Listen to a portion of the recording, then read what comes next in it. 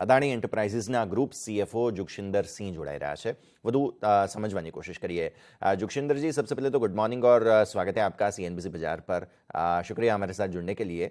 सबसे पहले तो FPO के बारे में ही मैं फिर से एक बार आपके साथ चर्चा करना चाहूँगा, क्योंकि उसको लेकर जो है वो अब बहुत सारे डेवलपमेंट्स हुए हैं। तो एक जो थॉट प्रोसेस हमने रखा था और जो पेमेंट का प्रोसेस है, जो इंस्टॉलमेंट्स वगैरह डिटेल्स हैं, वो आप सबसे पहले तो दर्शकों को बता दीजिए सर। हाँ, FPO का हमने सैटरडे को क्लैरिफिकेशन दिया था, बिकॉज ऑफ मार्केट में कुछ रूमर्स वगैरह चल रहे थे। तो 25 जनवरी को पहला हमारा एंकर बुक बना था, तो वो एंकर बुक पूरा 1.5 टाइम्स ओवर सब्सक्राइब था। तो उसके बाद वो वॉलेटिलिटी रिपोर्ट आया, तो ये बीच में वॉलेटिलिटी चालू हो गया। तो उसके कारण हमने फिर एक जनरल डिस्कशन और मीटिंग किया। तो उसके बाद जो फीडबैक था, कंसेंसस था, तो वो ये निकला कि अपना FPO तो पूरा सब्सक्राइब हो जाएगा। तो इंस्टीट्यूशनल बुक में लॉन्ग टर्म इन्वेस्टर्स के साथ, तो वो हमने फिर बोला कि हम तो FPO जैसे अनाउंस किया था वैसा ही होगा और उसको वैसे ही खत्म करेंगे। ठीक है सर। अब ये चर्चा बहुत ज़्यादा हो रही है, जो एलिगेशंस लगाए जा रहे हैं रिपोर्ट में, पर्टिकुलरली आपका जो रिस्पांस है उसका एक क्रक्स थोड़ा सा हमें बताइए सबसे पहले तो। और साथ ही साथ जो टाइमिंग के साथ इस रिपोर्ट को पब्लिश किया गया है हिंडनबर्ग के द्वारा, जो एक्शंस आप क्या लेंगे उसके सामने, ये थोड़ा सा आप अगर हमें बता सके तो। जी, उसमें दो चीज़ें हैं इस चीज़ में। वो तो रिपोर्ट तो बोगस है, वो मैंने मीडिया स्टेट में इसलिए बोला था कि वो पूरा रिपोर्ट बोगस है। और पूरा रिपोर्ट एक्चुअली अगर आप उसमें रिपोर्ट में वो उनका क्लेम है कि उन्होंने हमसे 88 क्वेश्चन पूछे। और एक्चुअली वो 68 क्वेश्चन को कोई क्वेश्चन नहीं है, कोई रिसर्च नहीं इन्होंने किया, कुछ नहीं किया। वो 68 हमारा ही डिस्क्लोजर है। उन्होंने क्या किया, झूठ बोला उस पर। मैं आपको एक एग्जाम्पल देता हूँ। वो बोल रहे हैं कि हमने कुछ राउंड ट्रिपिंग किया। वो एक्चुअली वो राउंड ट्रिपिंग नहीं था। वो क्या था कि हमने एक एसेट IBC में खरीदा, हमारी एक कंपनी ने। तो उसमें एसेट जब IBC में उन्होंने खरीदा, अदानी पावर ने, तो वो एसआर महान का एसेट जो IBC में था, तो वो उसमें एक अनसस्टेनेबल डेट अमाउंट रहता है। तो उसमें एक अनसस्टेनेबल डेट था जिसका कोई वैल्यू नहीं है।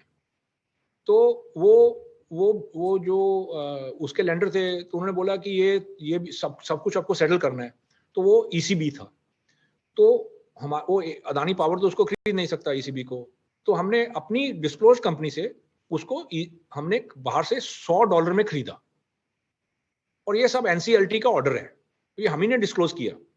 तो उन्होंने क्या किया कि वो ये नहीं बताया कि उनको मालूम है सब कुछ है, बिकॉज उन्होंने रिसर्च किया 2 साल, तो ये मालूम था उनको। लेकिन उन्होंने क्या किया कि वो नहीं बोला कि NCLT का ऑर्डर है, ये $100 में खरीदा गया। उन्होंने क्या किया, इसका एक भूमिका बनाई कि ये 1 बिलियन का देखो राउंड ट्रिपिंग हुआ। ये सरासर झूठ, और ये पूरी रिपोर्ट झूठ के बुनियाद पे बनी हुई है। और हमने पूरी रिपोर्ट का हर क्वेश्चन का पब्लिक कर दिया है। और अब वो पब्लिक देखेगी, पब्लिक पढ़ेगी और पब्लिक को मालूम होगा। रेगुलेटर्स को भी हमने दे दी वो रिपोर्ट।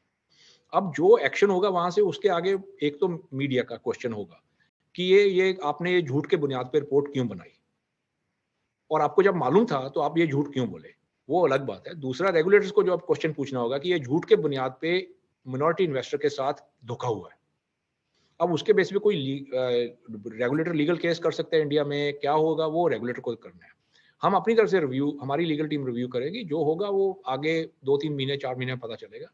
और ये अब क्लियरली एस्टेब्लिश हो गया है। हमारा जो हमने 100 पेजों से ज़्यादा का रिपोर्ट हमने इशू किया है, उसके बेसिस पे कि इन्होंने ये सब झूठ के बेसिस पे अफवाह फैलाने के अंदाजे से और FPO को सैबोटाज करने के चक्कर में ये रिपोर्ट निकाला था। उसका कोई बेसिस नहीं है और झूठ बोला गया है।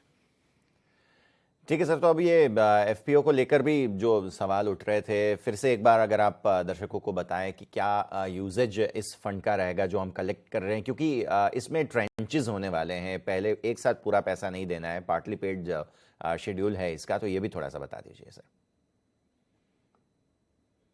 नहीं, इसका यूज ऑफ फंड हमने पूरा डिक्लेयर किया हुआ है। हम अपना जो ग्रोथ कैपेक्स हमारा चल रहा है उसको थोड़ा सा हमें एक्सेलरेट करना था, तो उसके लिए हमने ये किया है। पूरा पैसा नहीं हमें चाहिए था, इसलिए हमने ये पार्शली पेड किया था अपने इन्वेस्टर लोगों के लिए। और वो ग्रीन हाइड्रोजन में, एयरपोर्ट्स में, रोड्स में यूज होगा। और कुछ छोटा जनरल कॉर्पोरेट पर्पसेस जो बैकग्राउंड में आपको IT system, governance system, cloud system जो बनाना पड़ता है इंफ्रास्ट्रक्चर एसेट्स के लिए, उस पर होगा। अदरवाइज वो पूरा यूज ऑफ प्रोसीड्स ग्रोथ के उसमें जाएगा। इंडिविजुअल कंपनी के लिए एयरपोर्ट में हम थोड़ा प्रोसीड जाएगा तो एयरपोर्ट का डेट है वो कम होगा। तो इंडिविजुअल बिजनेसेस का ऐसे बैलेंस शीट भी ठीक होगा इसके साथ। तो वैसे इसके लिए ये इसका यूज ऑफ प्रोसीड्स अपना प्रोस्पेक्टस में ही पूरा डिफाइंड है। ठीक है सर, अब फाइनली एक मैसेज अगर आप इन्वेस्टर्स को देना चाहें, बिकॉज बहुत सारी बातें चल रही हैं जैसे आपने भी बताया, तो इसको लेकर आपकी तरफ से एक फाइनल एक कंक्लूजन मैसेज आपकी तरफ से। हाँ, इन्वेस्टर के लिए एक हमारे लिए सब दुख की बात यह है कि ये इस वॉलेटिलिटी में हमने तो कोई शेयर बेचा नहीं है। हमारे जो बड़े इन्वेस्टर हैं उन्होंने भी कोई शेयर नहीं बेचा है। तो इसमें जो लॉस हुआ है वो रिटेल इन्वेस्टर को लॉस हुआ है।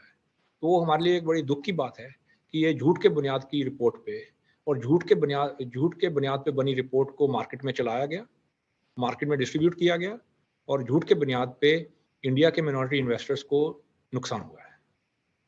और अब आप इसमें एक देखिए एईएल का जो वैल्यू है वो उसके कोई नहीं होता है, उसके में एसेट्स क्या हैं उसके बेसिस पे होता है। अब एईएल के बीच में आज एयरपोर्ट है, रोड है, ग्रीन एनर्जी है, डाटा सेंटर है, डिजिटल लैब है, माइनिंग सर्विसेज है, ये सब बिजनेसेस हैं, ये आज भी वैसे ही चल रहे हैं। तो उन बिजनेसेस के वैल्यू में कोई फर्क नहीं हुआ है। इसीलिए कोई बड़ा इंस्टीट्यूशन शेयर नहीं बेच रहा है, कुछ नहीं हो रहा है। ये सिर्फ रिटेल को तंग करने के लिए, झूठ की बुनियाद पर रिटेल को तंग करने के लिए ये हुआ है। तो हमारा यही मैसेज है रिटेल इन्वेस्टर्स को। पहले तो हमें दुख है कि वो उनको ये नुकसान भुगतना पड़ा बिकॉज ऑफ ये झूठ पे जो रिपोर्ट बना। लेकिन उनको ये समझना चाहिए, जो समझ सकते हैं, कि जो एईएल की वैल्यू है वो आज भी वही है। वो आज एयरपोर्ट वही है, ग्रीन एनर्जी वही है, रोड्स वही हैं, डाटा सेंटर वही है, माइनिंग सर्विसेज वही है, डिजिटल लैब वही है, अदानी विल्मर वही है, उसमें कोई बदलाव नहीं हुआ है। तो ये एक इसको जो शॉर्ट टर्म आप अगर मान लें बढ़ाव चढ़ाव हो रहा है, इसके बेसिस पे एक्शन लेना जायज़ नहीं होगा। डेफिनेटली सर, बहुत अच्छे से आपने सारी जानकारी दी है। शुक्रिया जुगशिंदर जी आपका हमारे साथ जुड़ने के लिए और ये सारी जानकारी देने के लिए। तो આ એક મહત્વપૂર્ણ ચર્ચા આજના દિવસે કરવી જરૂરી હતી, કારણ કે માર્કેટના સેન્ટિમેન્ટ સાથે બધી સ્થિતિઓ તો છે જ, પણ સાથે સાથે આ એફપીઓ પણ ચાલી રહ્યો છે, સબસ્ક્રિપ્શનને લઈને જે કંઈ પણ અપડેટ્સ આવી રહ્યા છે તેને પણ અહીંયાથી સમજવું જરૂરી બને છે। તો આ એક મુદ્દો 31 તારીખ સુધી ઓપન છે અને એને લઈને આપણે મેનેજમેન્ટ સાથે ખાસ વાતચીત કરી।